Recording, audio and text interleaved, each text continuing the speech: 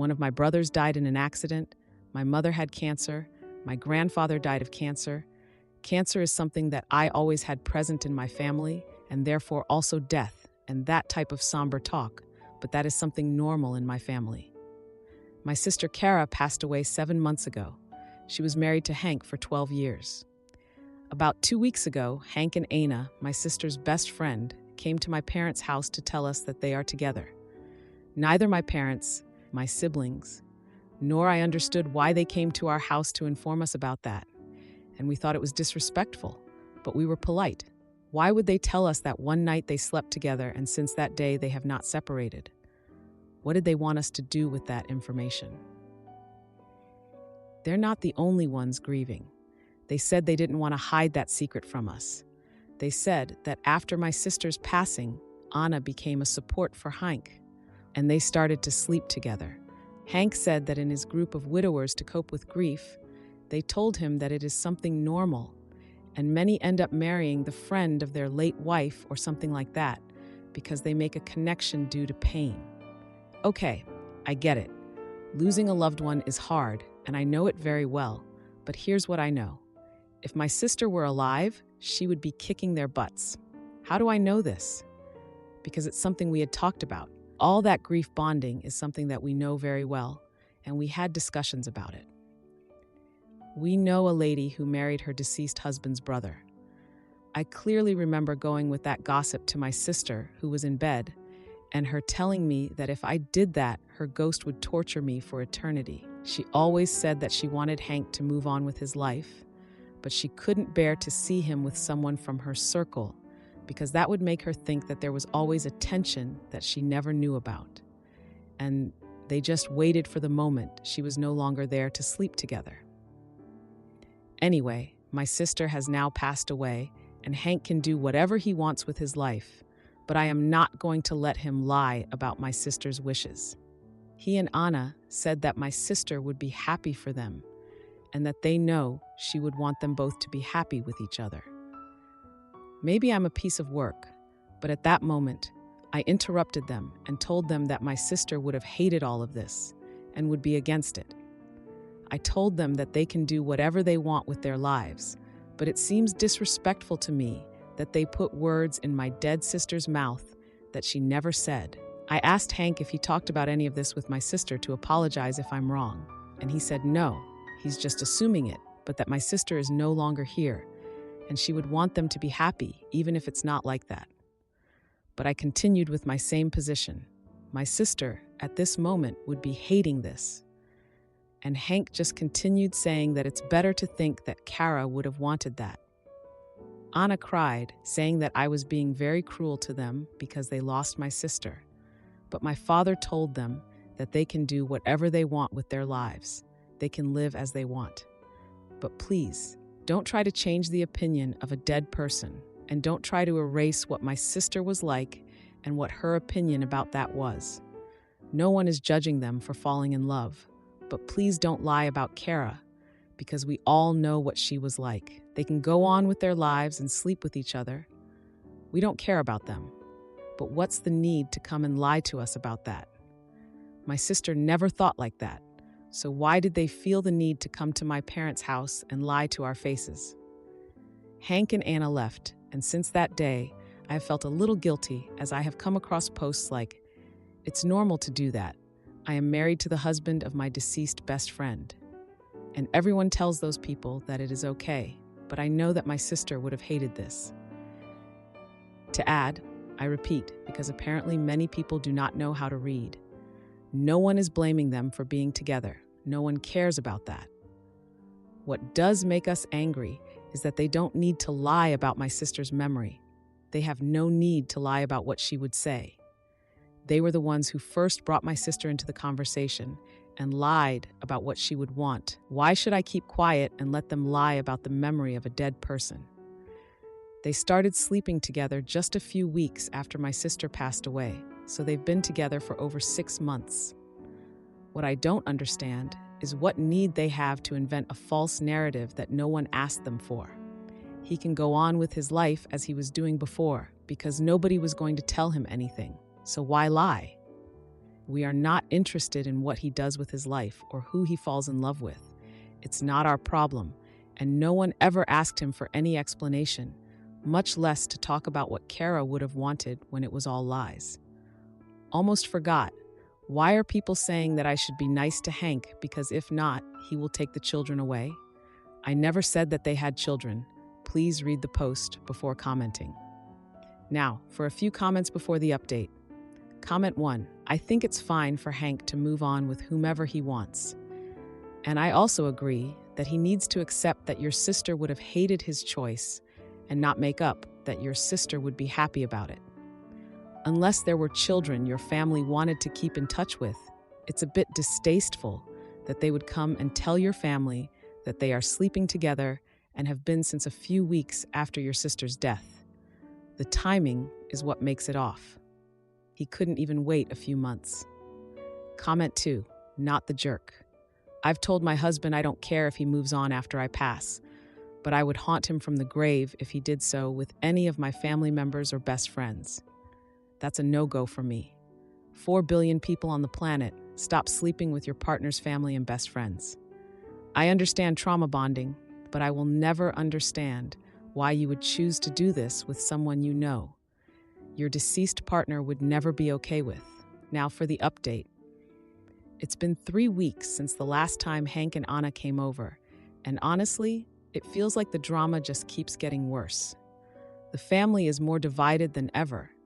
My parents are getting really frustrated with Hank and all, but they're also feeling this weird pressure to accept him and Anna being together. Like, I get it, they just want to see their kids happy and stuff, but come on, this is way too soon and just plain disrespectful. I also can't believe my brother Mark has started hanging out with Hank more. He's always saying it's to support him, but honestly, it just feels like he's picking a side. It's like he doesn't even care what Kara would think of this. I tried talking to him about it, and he just gets all defensive, acting like I'm the one who's out of line here. Things got worse when I got this text from a family friend saying that Hank and Anna are planning some kind of family dinner to announce their engagement. I was just so done at that point, I confronted Mark about it.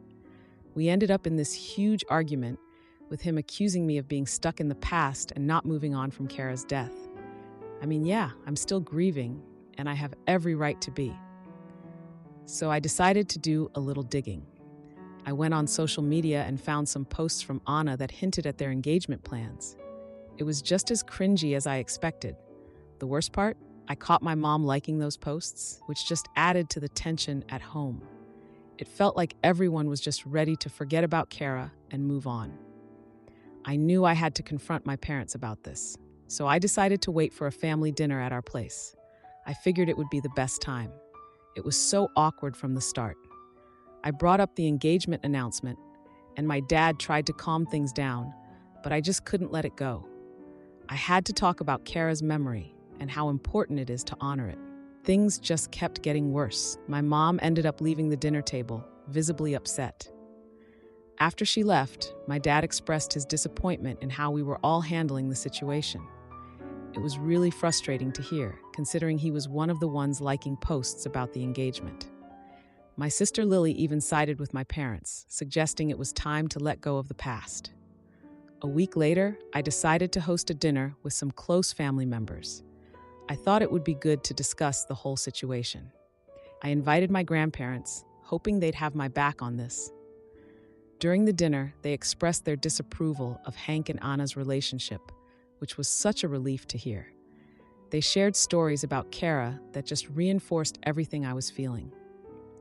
After the dinner, I came up with this plan. I reached out to family members who knew Kara really well and gathered evidence of all the lies Hank told about her feelings. I created a group chat with all the close family members, and it quickly filled up with messages of disbelief and anger towards Hank and Anna's actions. I suggested we have a family meeting to confront Hank and Anna about their engagement. Everyone agreed, and we set it for a weekend at our family home. I prepared this speech to address everyone about the importance of honesty and standing up for Kara's memory. The day of the meeting came, and I could just feel the tension in the air as everyone gathered. When Hank and Anna showed up, All excited and clueless about what was coming, I felt this mix of anger and determination. I stood up and started recounting Kara's wishes, emphasizing her feelings about betrayal. The family members rallied behind me, and it felt so good to have their support. When Hank tried to defend himself, it just felt weak and desperate. I revealed screenshots from Anna's social media, boasting about their engagement plans. The shock on everyone's face was just priceless, and it was so validating to know they felt the same way about all this. Anna ended up breaking down, claiming the family was tearing them apart, which only fueled my resolve to not let this go. I declared that we wouldn't accept their relationship and urged them to leave. When they finally did, it felt like this huge weight had been lifted. Afterward, a lot of family members sent me messages of support, confirming that the evening's impact was real. It just made me feel like we did the right thing, standing up for Kara's memory. Now I'm planning a memorial for her, a proper one that really honors who she was and what she meant to all of us. Edit. My sister Lily has also been avoiding me since the family dinner, which is making things even more complicated. Am I the idiot for telling my husband to prioritize me over his family? Hi everyone, I am a 24-year-old female, and my husband is a 25-year-old male. We have been married for around 5 months and dated for 3 years. Note, my birthday has always been very important to me, and my partner has been aware of this since we were dating. My birthday is coming up, so my friends decided to throw me a party next weekend because my exact birthday is on Monday the 12th. This has been planned and talked about for around 2 weeks, and my husband was excited too because it is my first birthday as husband and wife.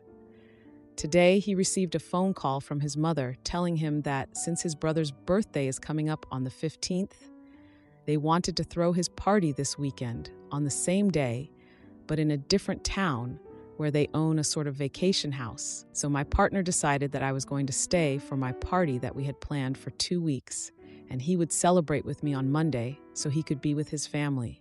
Because since it isn't the exact day that I was born, it didn't matter.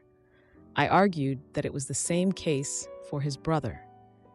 He could celebrate with him on the exact day that he was born. So, my husband got mad when I questioned his decision and said that it's not the same because they are his family and it is more important to be with them. Note, we live in the same city as his family, and he sees them every day. I told him that I was also his family. I'm his wife. He got angrier and said I was being selfish. I don't know if I'm being selfish. I was just too excited and we had so much planned. I feel I'm not going to enjoy it as much as I was hoping to. Am I the jerk? Now for an update. First, thanks for the birthday wishes and all the advice. I've shown my husband the post and we went through some of the comments. 1. He still doesn't see a problem with what he said about his family. He says that I'm his family too, but it is different, and I'm being disrespectful to them by trying to push them to second place. According to him, his original family and his wife are on the same status, and only depending on the situation will he determine which one will have his attention. 2. I suggested counseling, but he says that we can solve everything between us and there is no need to bring a third party into the problem. 3. He agreed that it was wrong to ditch the plans he already made, so he compromised by attending my birthday party on Saturday, but will be leaving town first thing in the morning to go to the vacation house and spend Sunday with his brother and family. I am welcome to join him if I want to. I'm still going to push for couples counseling and follow the advice of drawing the line in situations like this. I trust this issue is solvable and there is no need for divorce, at least not yet. Response to some of the comments. My brother-in-law is turning 29. He has a wife and a child. They couldn't push the party to next weekend, the 17th, closest to the 15th, because brother-in-law had plans with his wife. I don't think my mother-in-law did it on purpose. She has always been very kind to me. We do not plan on having children. I have talked about this only to my best friend because I don't want to cause any tension between anyone else. Now for a few comments before the update. Comment 1. Yeah, I think he will soon be my ex-husband, not just because he chose his brother's party, but because he's telling you that his family is more important than you and he doesn't see you as his family. Comment 2. I don't know what the answer is, other than either get used to this or ask for a divorce, because it seems your husband might always value his old family over his new one. Now, for the update, it's been almost a month since my birthday party and the family drama all started. My husband came to my birthday party, but he wanted to leave early to go to his brother's celebration. I'm not even kidding when I say this. I was really looking forward to my party, and then he was just like, oh well, let's just go to the other one instead, and I lost it. After the party, I had to listen to him promise to make it up to me, which he didn't even follow through on. It was all just talk.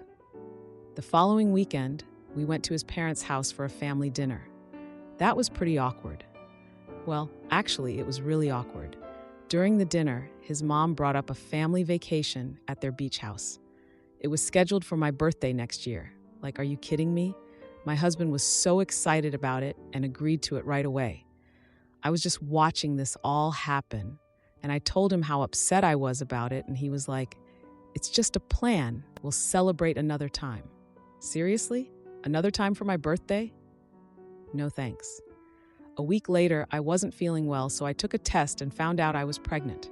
I didn't even know how to tell him because we were fighting all the time. We had this huge fight about chores and how he was too busy to do anything around the house. He literally stormed out and said he needed space to think. Like, okay, go think.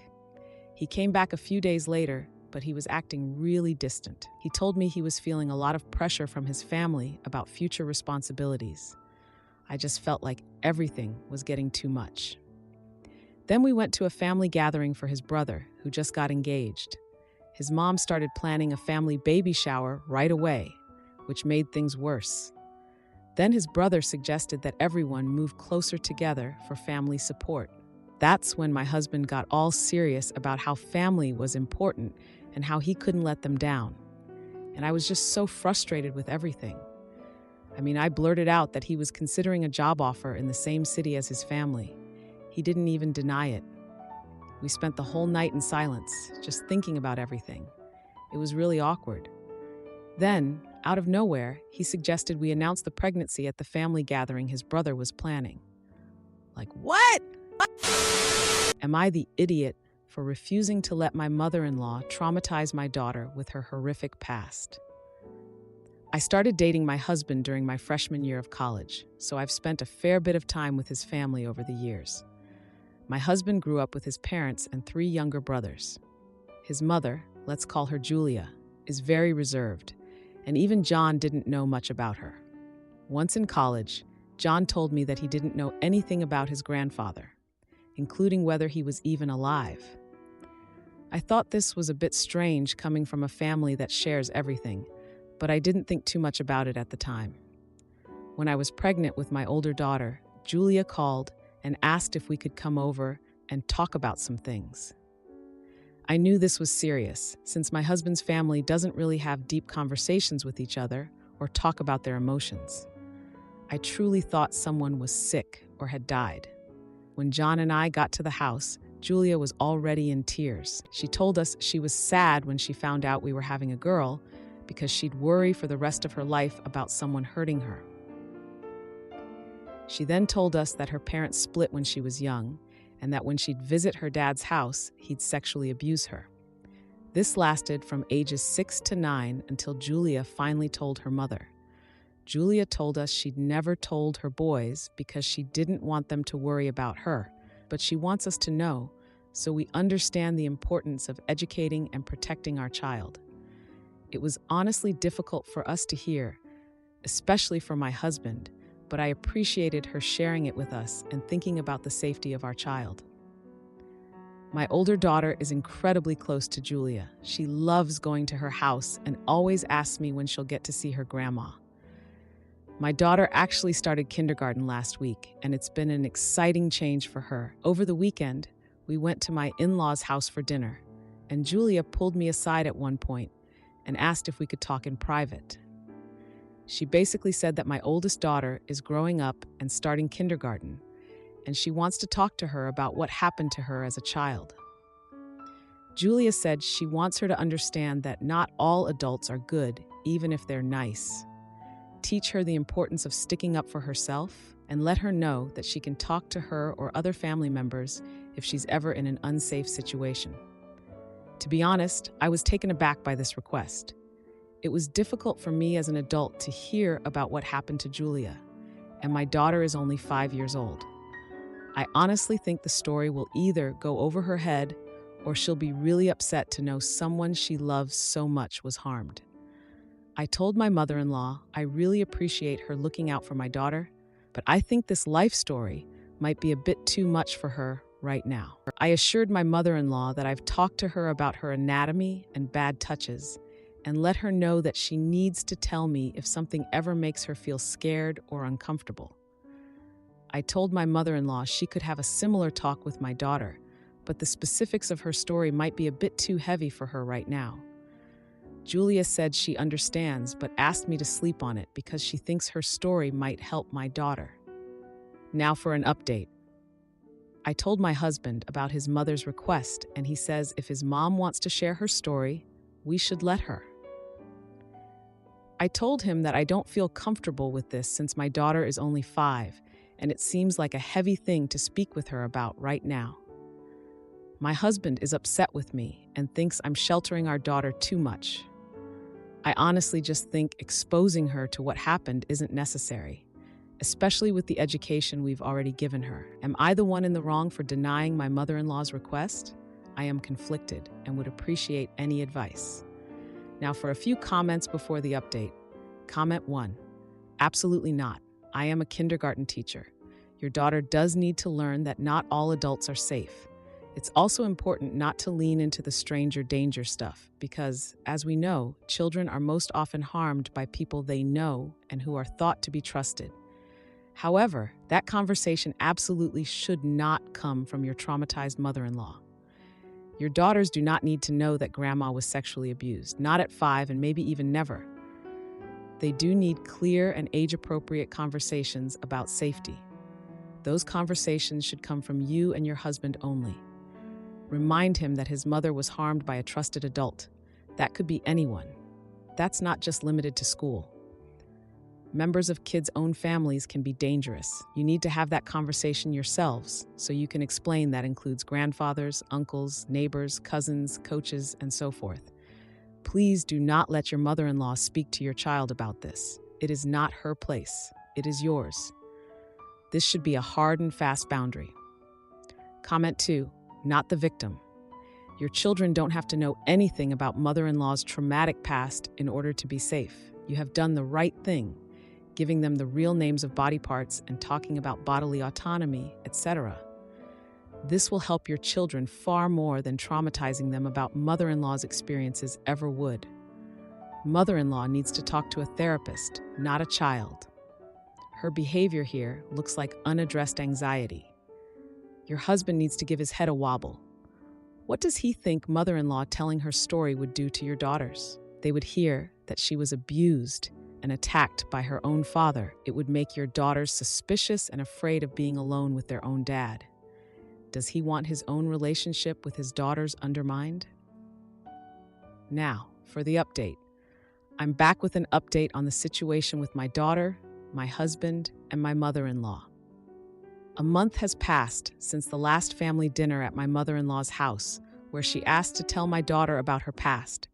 Since then, I've noticed my daughter becoming more anxious about new experiences. I don't know if it's related to everything that's been going on, but she's been having a tough time with things like play dates and going to new places. I've been trying to help her through it, but it's been hard. My mother-in-law invited the family over for Thanksgiving dinner at her house. I was hesitant to go, considering everything that's happened, but my husband suggested we attend. He thought it might help smooth things over with his mom and get everyone back on track. So, even though I wasn't sure, we decided to go. During the dinner, my mother-in-law brought up the topic of body safety in front of everyone. I was surprised because I thought we could at least avoid that topic during the holiday.